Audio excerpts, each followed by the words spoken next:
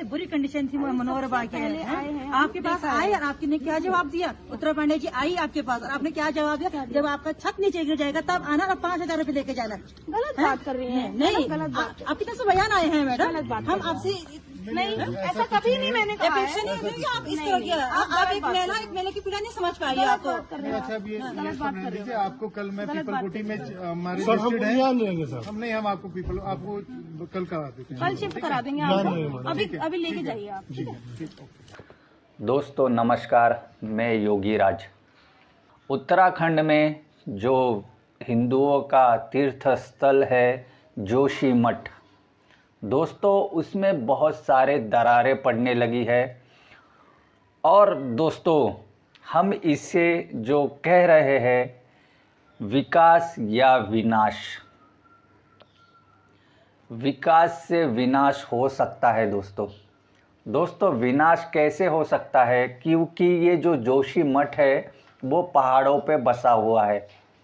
पहाड़ों पे बसा होने के कारण जो है सरकार वो वहाँ काम कर रही है और जो हाइड्रो प्रोजेक्ट है वो ज़ोरों शोरों से चला रही है।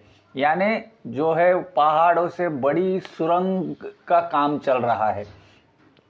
दोस्तों सुरंग का काम चलने बहुत सालों से चल रहा है, लेकिन जो है दरारें जो है सबके घरों में पड़ रही है।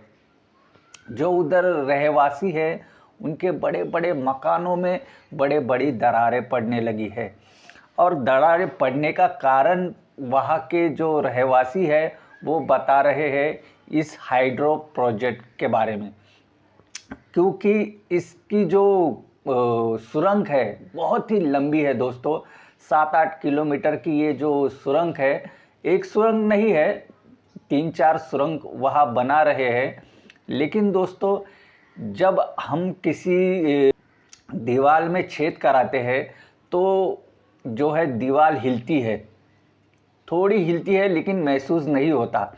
हाइड्रो प्रोजेक्ट वाला काम है, जो बड़ी ड्रिल मशीन लगी है उसमें वो पहाड़ों को खोद रहा है, पहाड़ हिल रहा है और वहाँ के जो रहवासी है, वहाँ जो मकान बांधे हैं वो भी हिल रहे हैं। हिलने से बड़ी बड़ी दरारें पड़ गई है। ऐसी आपदा आदि है तो केंद्र सरकार को आगे आना पड़ता है। लेकिन यहाँ पर क्या हो रहा है? यहाँ पर ये हो रहा है कि जो वहाँ के रहवासी है उनको कोई मदद नहीं की जा रही है।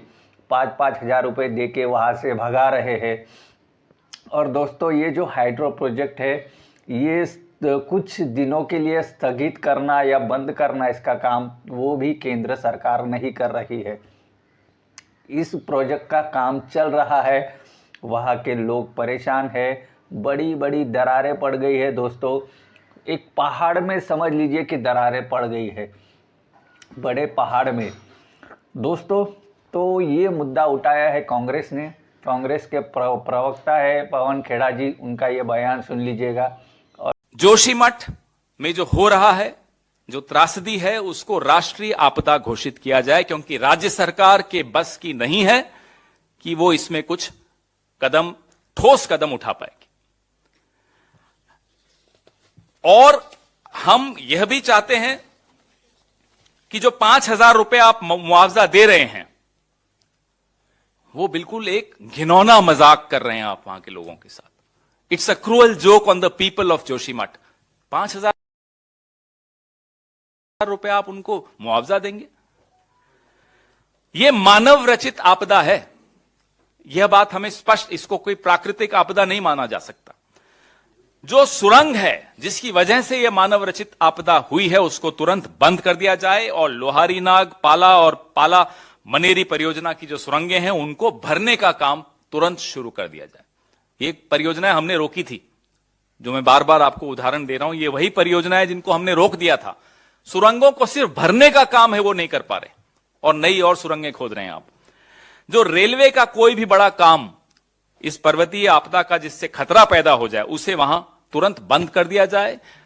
गहन अध्ययन करके चरणबद्ध तरीके से ही उनको मंजूरी दी जाए।